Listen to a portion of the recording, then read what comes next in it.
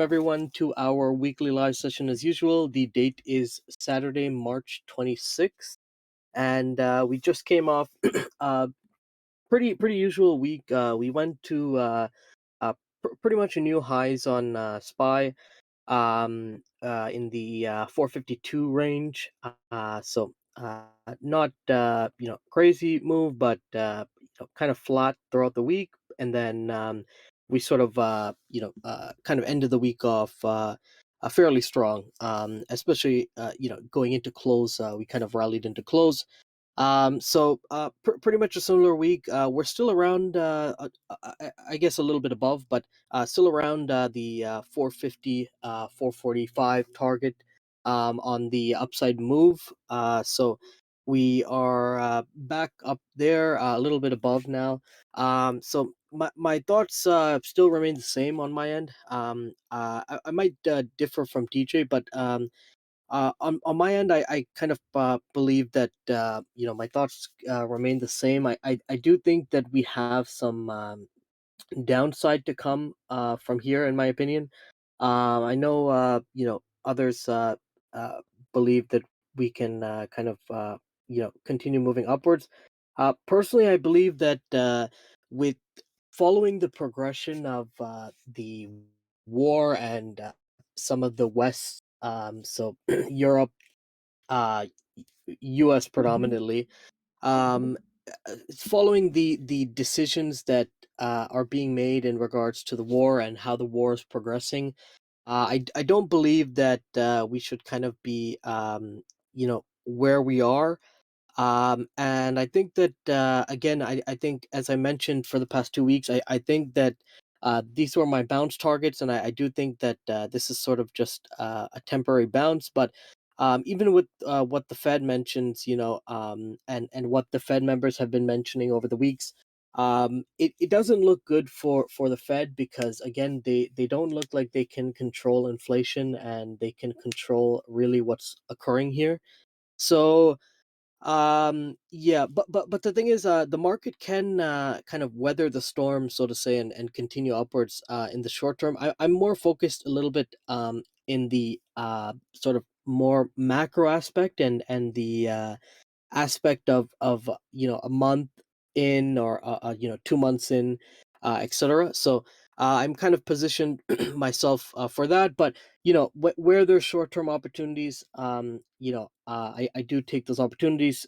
Say Thursday close, I'm holding May SPY puts, but I entered Thursday close before Friday, which we saw the gap up and move upwards.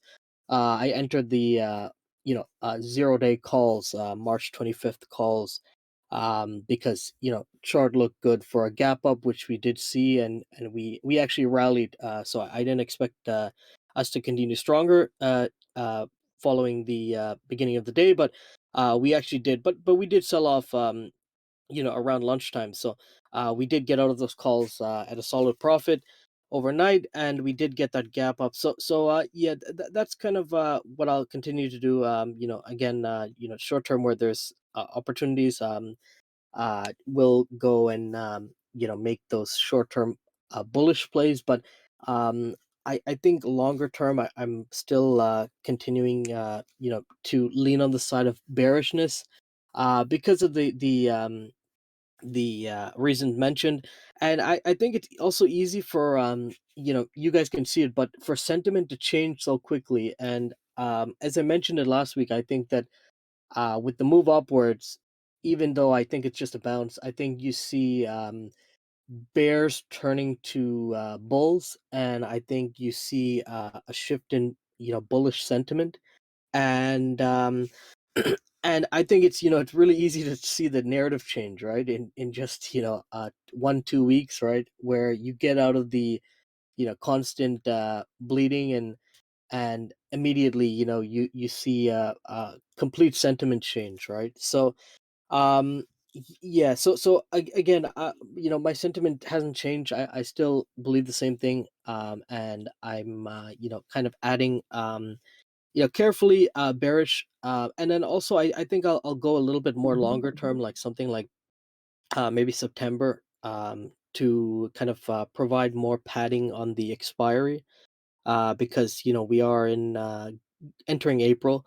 And then this week as well, I think after quite a consecutive bull run, if you believe in the melt up thesis, it makes sense for the consecutive bull runs. But in an average market, the consecutive bull run that we've seen over the past week or two, since the bottoms on the 14th of March, you're we're sort of bound for a pullback. We're entering overbought territory, and I think going into this week, I think it can be fairly bearish, especially since it is the end of the month, and I think we will see some rebalancing as well.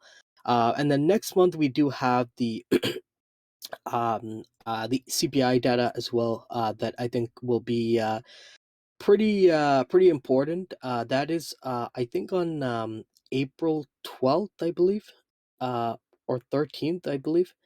So it's in about 2.5 weeks, 2.5 weeks out.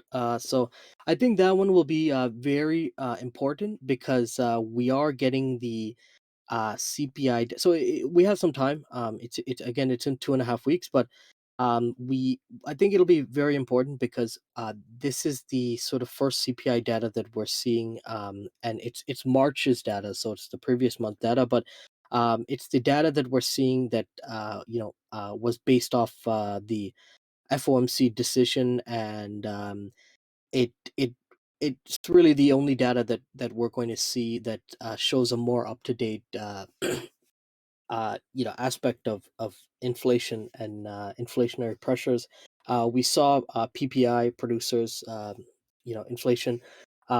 So yeah, I think that'll be pretty important. That's in about 2.5 weeks, so I'll be watching that. But I'm constantly keeping a track and an eye on all of these economic indicators because I think it's really important. And as I mentioned before, I don't think that the Fed is prepared for recessionary risks completely. I do think that they may be somewhat prepared to tackle inflationary pressures, but recessionary risk, I don't think they're prepared to do so.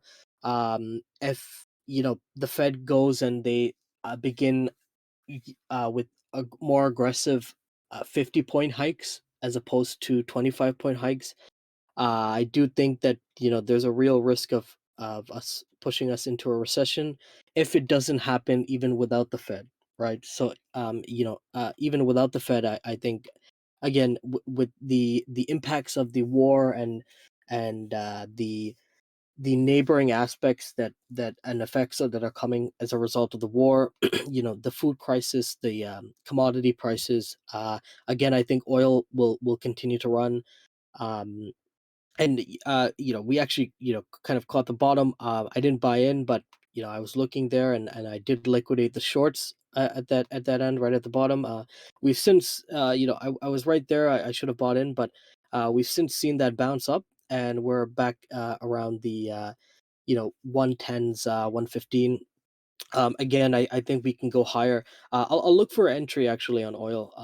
I'd like to see a little bit lower, just to get a better entry. Even though I do think it'll go higher.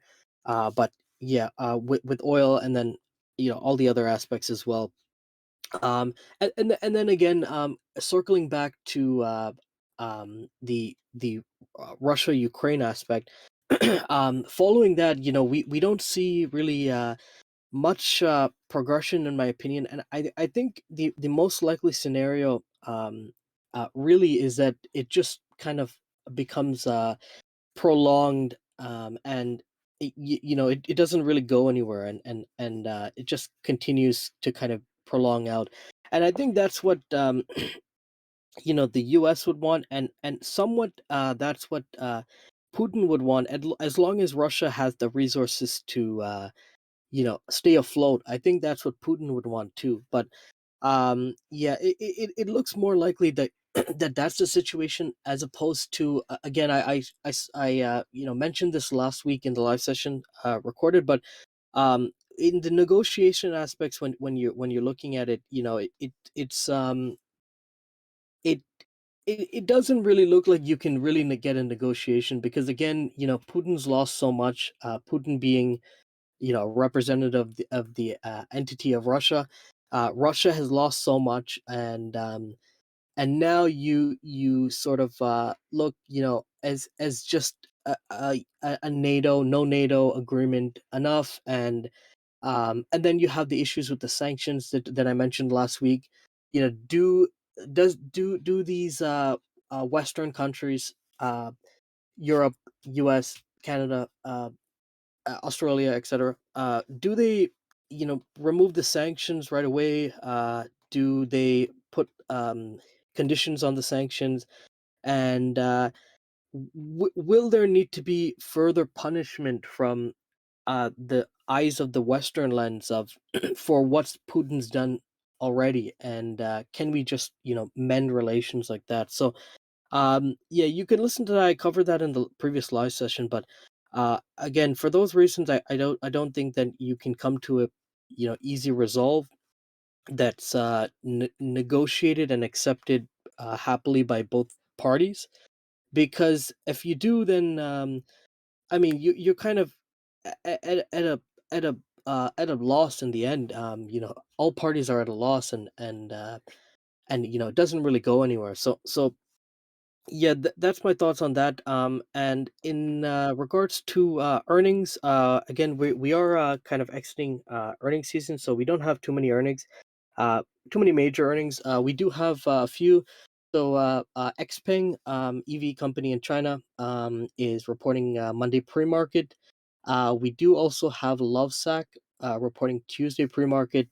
Dave and Buster's, kind of reopening play, reporting Monday after hours. We do have Chewy and Lululemon reporting Tuesday after hours. I think those ones would be one to watch.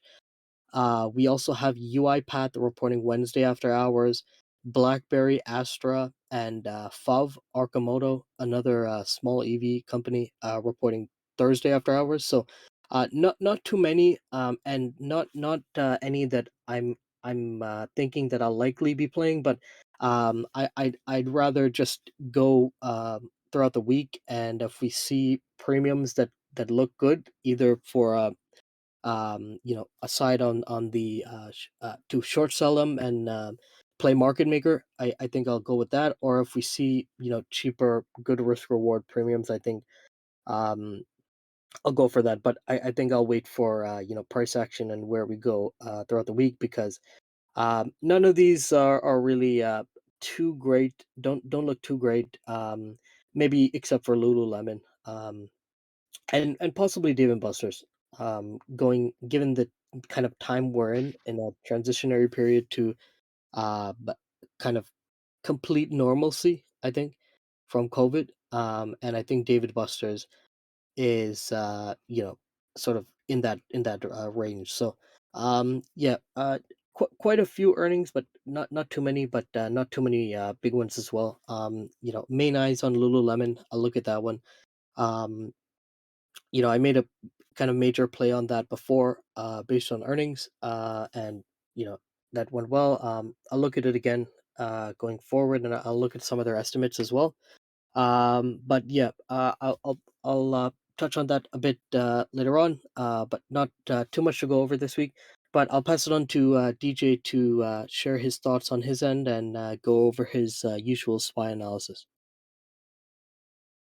Yeah, thanks. So, pretty average week, really. Nothing too much. Just a little bit of continuation on the daily chart on SPY, which I think is kind of to be expected with the uptrend just starting. So I do think this kind of move is a kind of an expected move, and I do think that we are going to reach a short-term top somewhere soon, very likely next week. Just judging by the slope of how quick the EMAs and upper Bollinger Band are moving up, if we were to continue this uptrend at the current pace, it would take us to around 465 on SPY early next week, around month end. I think that would be what I would consider the max bullish scenario in the short term. Um, Regardless of melt up or no melt up, I think if we hit this 465 range, we would need a pullback likely somewhere around the 440 to 445 level. And then that pivot point, I think, would really determine whether or not the market is melting up or the market is, heading into a bear market and heading to lower lows. I think right now this move up doesn't really mean too much. Um, and it also doesn't really mean too much if we just start pulling back immediately or we, hit higher and then pull back. None of that really means too much. The only thing that really means anything is once we get a sizable pullback, say 3-5%, 15, 20 point pullback on the S&P. What matters is after that um, pullback, do we bounce into lower lows or do we bounce and go into higher highs? And I think the direction after that occurs is going to say pretty much everything for the next 2 months. Um, Having said that, I think the next 2 months is actually quite bullish. Um, Based on the setups of the charts, I'm no longer really thinking anything macro at this point in time. I'm strictly just going to focus on the charts and the technical aspect, and judging from just the technical aspect, the setup looks very bullish in the coming um, month and a half, in my opinion. So April and May, I think is quite bullish seasonality, and also setups are quite bullish for it. Um, I'm mainly going to be showing you guys the monthly chart because I think that's what's more relevant. But here's the daily chart on SPY. Resistance is 458. Double top, triple top, quadra top, whatever you want to call it, 458 to 460. This is the exact price point we rejected. This was pre-CPI data for February, and then we dipped, and then this was, I believe, Ukraine, and we dipped again. So both of these times, I actually think the market would have continued higher um, and retested all-time highs, but because of bear catalysts, we got sent to lower lows. And now basically we're coming back to exact same levels as before. Um, the Fed stuff out of the way, but Ukraine is still ongoing. But that's kind of what impresses me about this move is that this isn't a kind of a this isn't a rally because of the fact that Ukraine Russia is over and we have a peace deal or something. Because I'm expecting a short term probably a 3% or a 15-point move on the S&P if we get a peace deal of any sort in the Russia Ukraine. So if you were to ask me, can we get a 40-point rally in SPY in 2 weeks with the war still ongoing? I wouldn't have thought that was possible.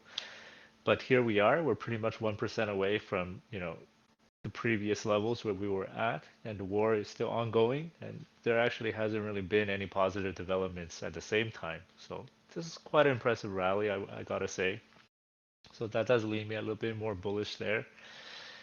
What I think will happen next week is Monday will be quite important. I mean, I think by Monday, uh, we will test this 458 level. So I'm thinking around 456, 457.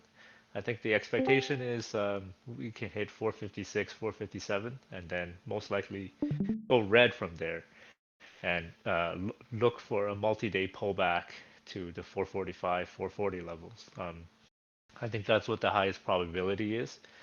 There's also a probability that we break 458 on Monday, and in which case I think we will touch around 464, 465 area by early Tuesday next week. And I also think that is a kind of a sell area as well, um, just because we are quite overextended and I need to pull back. So next week, it's pretty much, if we're opening green and we're going up, I think those are areas to be selling. And then if we open red, I would say we can wait for a couple days for more of a pullback before kind of adding anything for the call side on the way up. So I think it's pretty much a sell in every green day next week situation because I mean, if we're going green 3 4 days, we're pretty much all time highs by the end of the week, which I think is very unrealistic given the magnitude of the rally we've had already. So I'm thinking most bullish possibility is a move to 470 next week. That's like by far the most bullish move, which I think it's very unlikely to occur. I'm thinking a reasonable target would be 465 if we break 458 double top. Otherwise, we just make a temporary triple top and look for a bit of a pullback here. So the weekly chart on SPY, very strong week, previous week, and then this week we actually, held the weekly EMA and closed right on the weekly middle Bollinger Band. So this is quite normal of a bounce, regardless of melt up or not. This is quite normal, just kind of a 50% retracement, give or take. So like how I've been saying, it doesn't really matter too much if you bounce a little bit higher and then you pull or you start pulling here. Um, that doesn't really matter. The only thing, like I mentioned earlier, is when you pull, can you go higher? And if you can go higher, then all-time highs are coming, in my opinion. And if you pull and you go lower and you break lower like this, then you're really kind of going lower. So I'll like try to illustrate that a little bit better. So pretty much the only thing important is this kind of pattern right here, and then what I'm saying is after this pattern, what happens in the future is basically kind of a mystery. So there's really only two scenarios, I think. Like one where you kind of like pull like this, and then let's say you bounce and you go lower and you break lower, and this sets up for pretty much just lower lows to come, which is basically what Ramji believes on his end is going to occur. This kind of downside pattern. The alternative is you have a move like this, and then you break higher, and then I think ultimately you kind of just break to all-time highs like this. So that's really the two options. In both of these scenarios, you're getting a pullback regardless. So that's to be given. Although it's possible we can extend maybe here, but then it doesn't really matter where the high starts with, because as long as you get the first pull, the main thing that matters is, do you go higher from here or do you go lower from here? And that's what really dictates everything moving forward. So next week, I don't really think matters too much really for direction wise. It's just gonna reach the temporary high next week, and then it's the following couple weeks that will kind of drive the trend, in my opinion. Um, reason why I'm bullish is looking at the monthly chart. Looking at a monthly chart, SPY's been trading above daily EMAs for entirety of the COVID move. We've had a dip below the EMA, close above it. We dipped again in February, close right on it. We have a higher low in March compared to February, and this close currently closing above it. So, from my point of view, is April is really the month to hit all-time highs if there is a melt up to do so.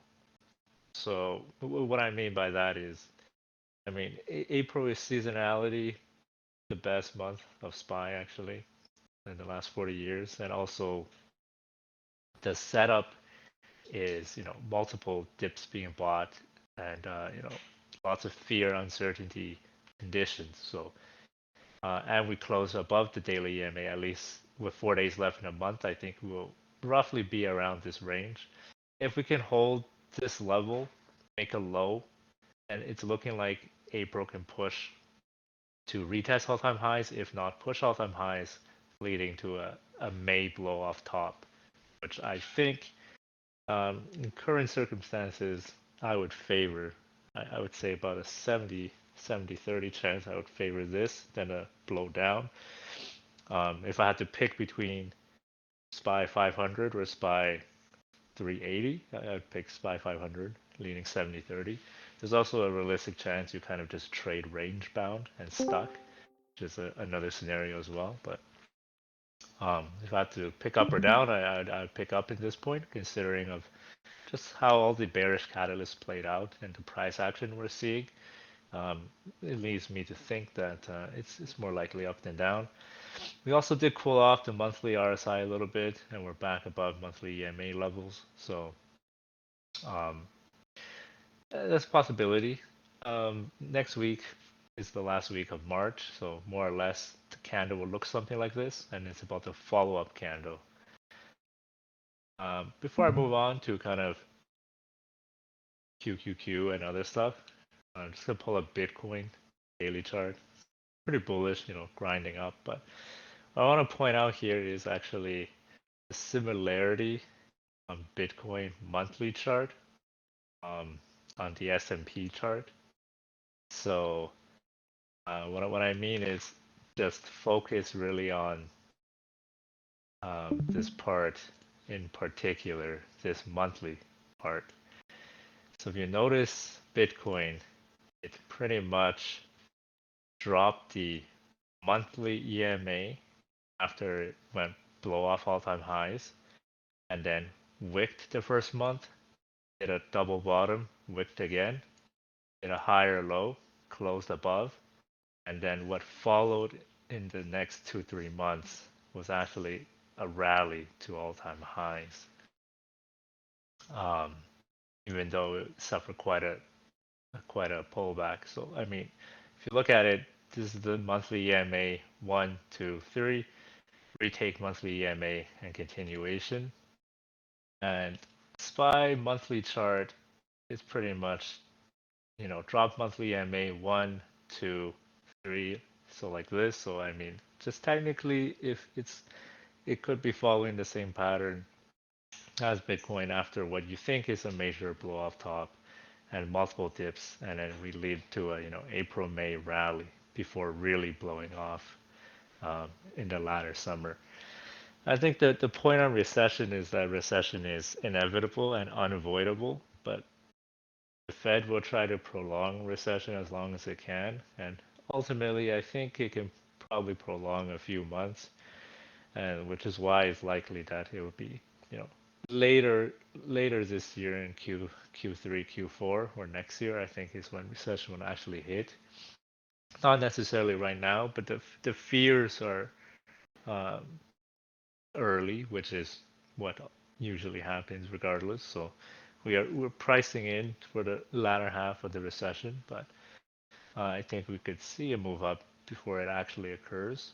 But the bullish case for me is mostly just setup, um, monthly chart setup, sentiment and trends. QQQ, I don't really want to go through this too much. It's pretty much the same thing as SPY, daily, weekly. It's a little bit weaker than SPY. You could see SPY closed on the weekly EMA, QQQ didn't. So I think it's possible QQQ might kind of top out on this weekly next week and actually cause a pullback, which is what causes SPY to pull back as well. But monthly chart is weaker than SPY, but it is a double bottom and it's not at quite the EMA level, but it's setting up as long as you can hold this level in April, it's setting up for, move maybe 390s in April and then, blow off in May as well. That's what I think.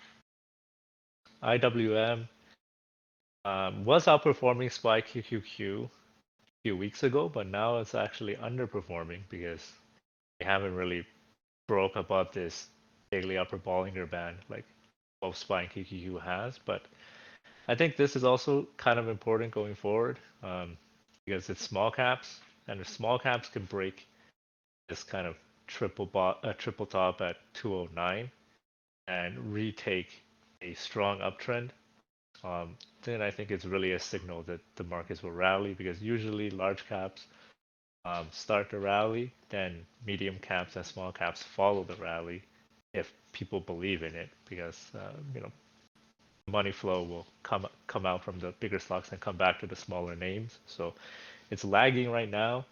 I think if it breaks 209, it shows that small caps are joining the rally, and if they're joining the rally, I think it fuels for further upside.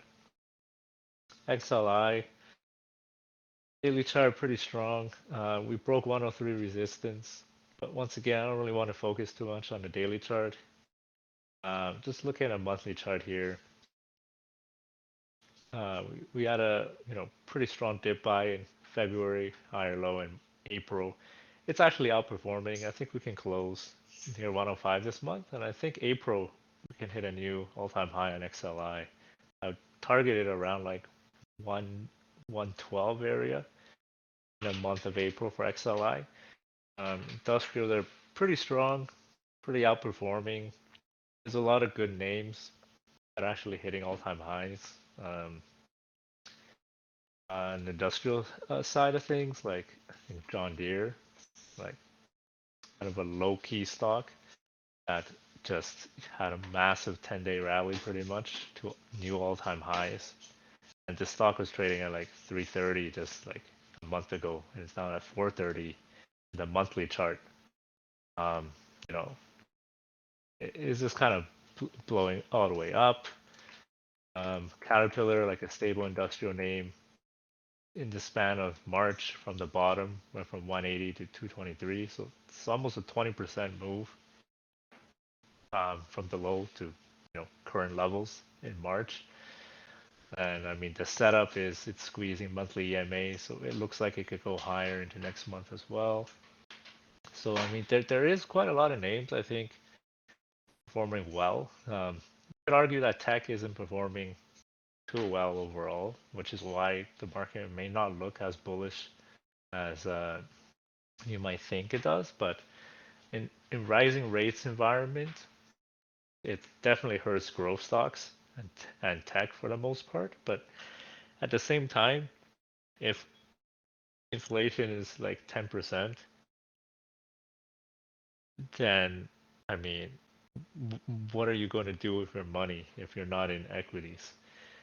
You can kind of leave it in the bank and just dissolve dissolve your money through inflation, or I mean, can't really buy a bond or anything because it's just losing you money. So I mean, I think that there is a Tina effect, as in there is no alternative. So I do think there is really no alternative.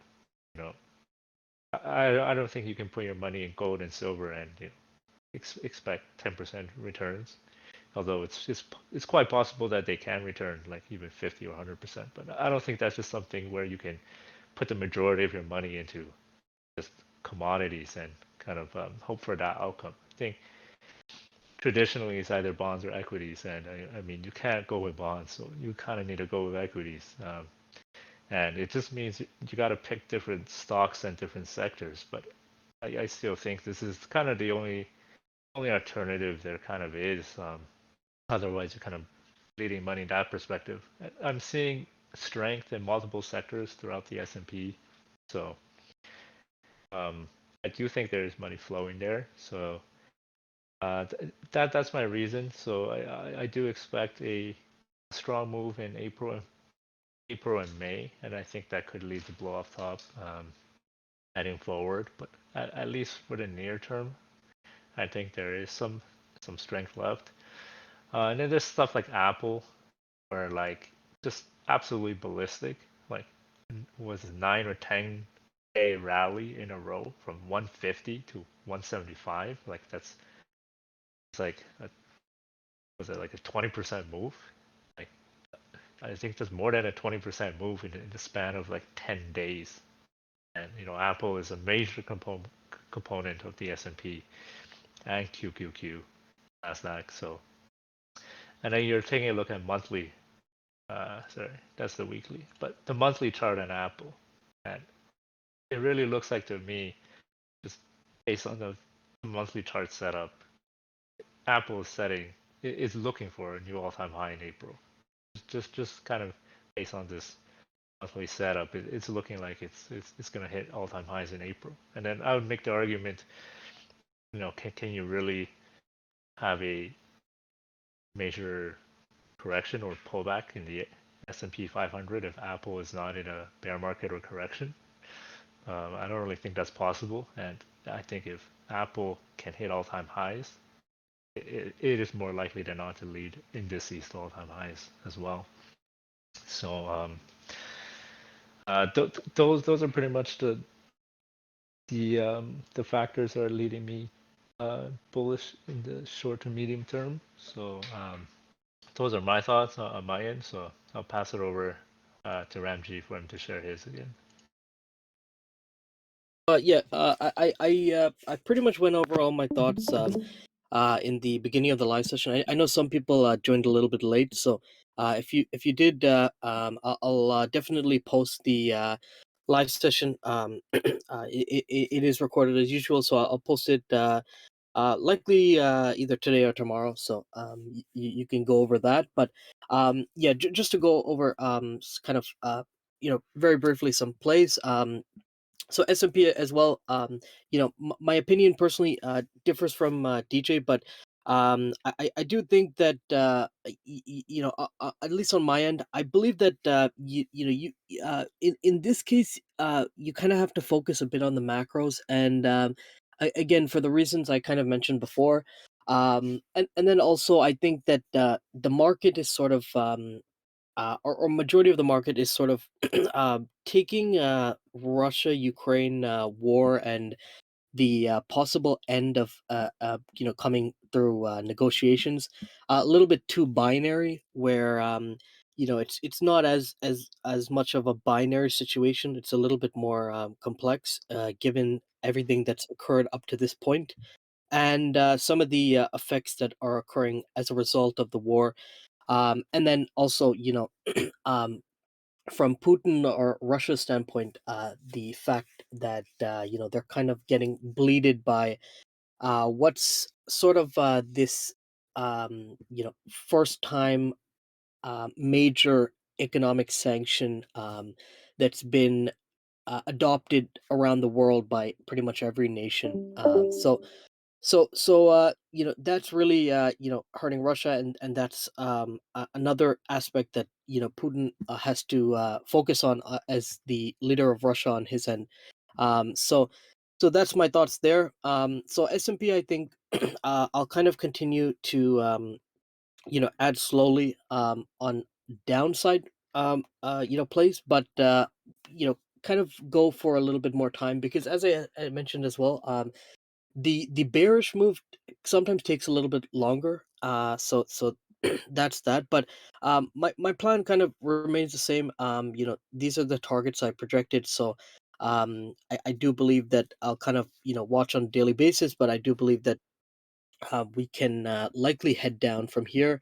In regards to TLT, I think TLT is a good play, and I'll sort of add very long, so 2023 on TLT, because TLT is long bonds, so long bonds would price in a recession, beforehand, and it can move up with equities as well if we do get a move up in equities, because long bonds will be the preceding factor that anticipates a recession, right? And when the yield curve inverts as well, we will beforehand price in the recession. So um TLT, good play, kind of holding that long. And then Tesla made a major move as well. We had Berlin opening. Model Y deliveries there. Elon mentioned he will be releasing his master plan soon. So, for those who don't know, Elon has over the years, past decade, laid out a master plan.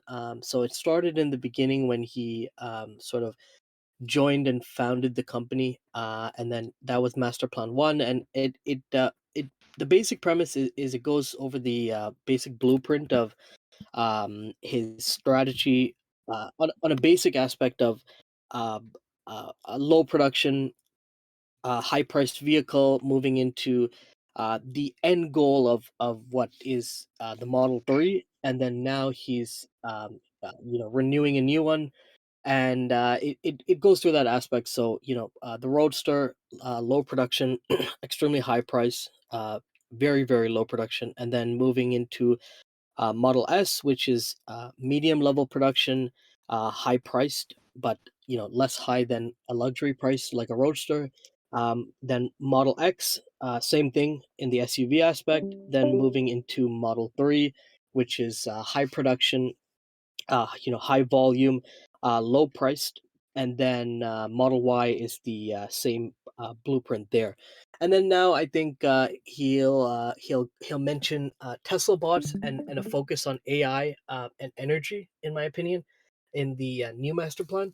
And I think Elon's mentioned that he can get a prototype out this year or next and begin rampant production, and it looks like they're focusing on Tesla bot as well. Model 3 is a pretty again decent price that I think will continue to come down, especially with LFP batteries that I think are in my opinion I think are being included into Giga Texas Model Ys that are coming out, and also possibly the new factory in Germany that are producing LFP batteries, which are a really major game changer because if you know the tech, it's almost double the efficiency, half the cost to produce, and also it's very lightweight. So with all the metals in the battery, it adds so much weight, which is why Teslas are very heavy, and it's kind of provides a deterrent. But with the LFP batteries, makes it much lighter. So the weight aspect leads me to believe that Texas Model Ys, Giga Texas, are coming out with LFP batteries. So yeah, that's Elon's master plan. So we're back at the 1,000 level, and I mentioned last week extremely bullish, and we did get that large move up. We played some intraday plays, a swing play as well, which is all good. So I'll continue to watch short term, but again, we did see that sort of FOMO buying, in the later preceding days of the rally, and that's when I mentioned, I was taking a short term play to the downside. We sold a little bit early, but we did get that major move down, which was good, and now we're sitting. We're kind of fighting at the 1,000 level for the past 2 days, because 1,000 is kind of a key point. It's the major support and resistance, and you kind of have bulls and bears fighting at that 1,000 level. 1,000 is also the point of around $1 trillion valuation, which is pretty key as well.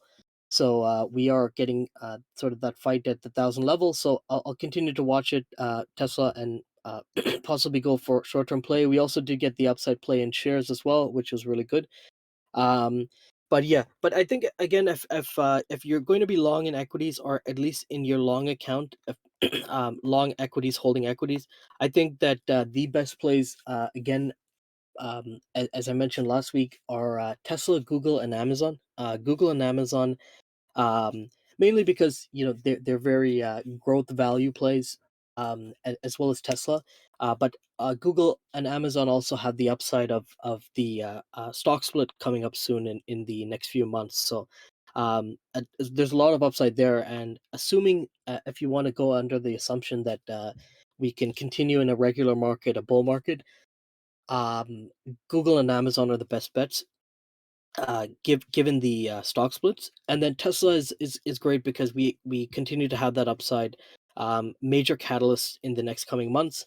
And again, Tesla is a good stock like Google in a recession because you have a very heavy cash balance and low debt, etc. And you have solid growth potential at a decent valuation. So yeah, those three are the best sort of stocks to hold, in my opinion.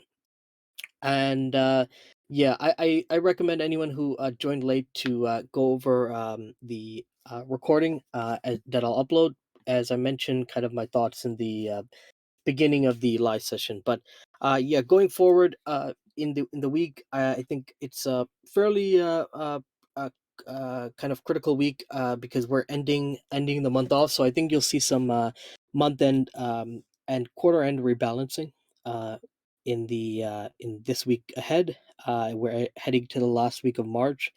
And then we also did come off, this major rally in equities over the past week, which we anticipated. So I think that again, in a melt up scenario, if you believe the melt up is here, then it makes sense. But in an average market, when we get those kind of consecutive major rallies, we do get at least a short term pullback, if not a more prolonged pullback if this is just a bounce that I sort of anticipate. So yeah, so I think that the week ahead, I think, is can be quite bearish.